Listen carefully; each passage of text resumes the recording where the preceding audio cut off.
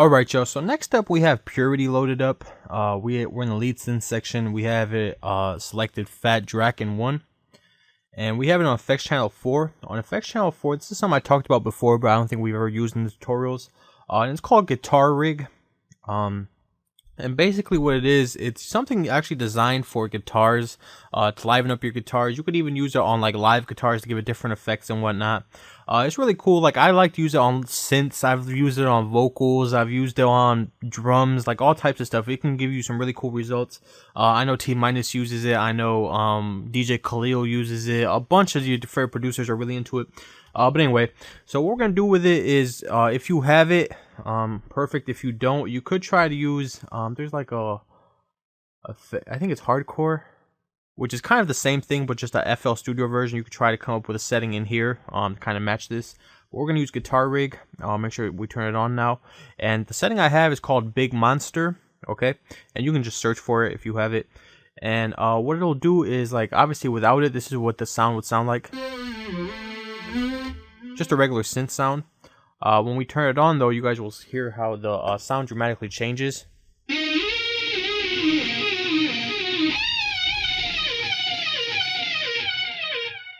Just gives us a nice, dirty guitar sound, which is like really perfect if you're looking for that realistic electric guitar type sound. But anyway, I like to use it on synths.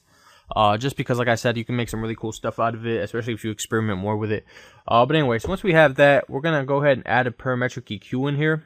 We're going to just cut some of the highs. Just because some of those hurt my ears.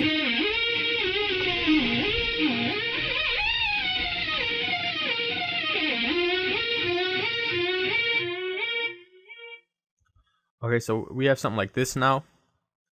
And we're going to play this over the second part, so let me go ahead and lay down these notes and I'll show you guys what the actual notes are. And actually, before we go further, before I lay this down, let's go ahead and add our gross beat in here as well. And we're going to use the little effect we used earlier, the little drum loop. Oops. And just to kind of help it match a little bit.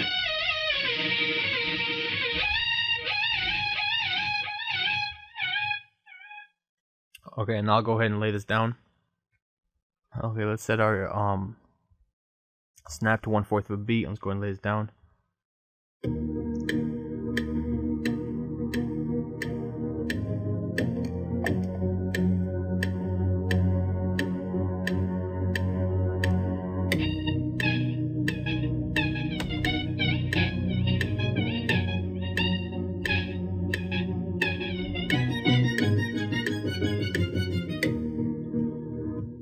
Let's go ahead and take a look at that. I messed up in a few parts, but we're gonna go ahead and edit it anyway, so it doesn't really matter.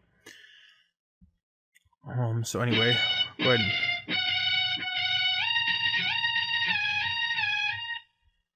Okay, and let's go ahead and turn it up, and we're gonna go ahead and extend these like this. And actually, let's do the same thing over here.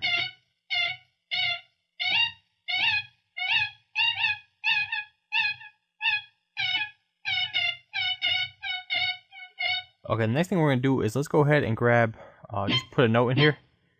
And we're actually going to make it shorter than half step. So like, go to 1/4 of a step. And just shorten it up like that. And just add it behind these.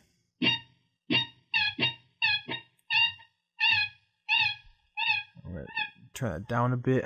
And we might take a few more of those highs out. Let's go ahead and take a listen to it now.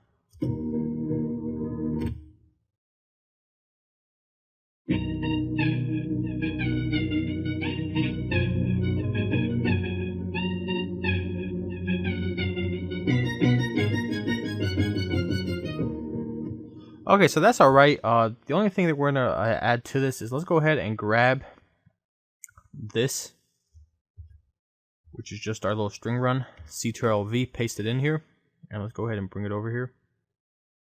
We might even take the other parts up some as well. And we're actually going to bring this down, so Ctrl down. And so we kind of have this. It might not make a lot of sense right now, but once you put the final product together, it sounds really good. Well, in my opinion, it sounds really good to it.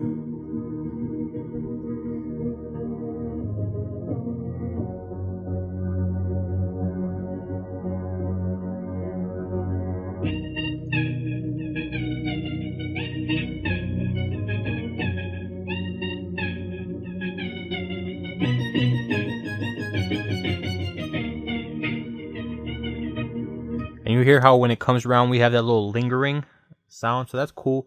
One thing we're going to do is take the gross beat down to around 58, just so it doesn't control it as much.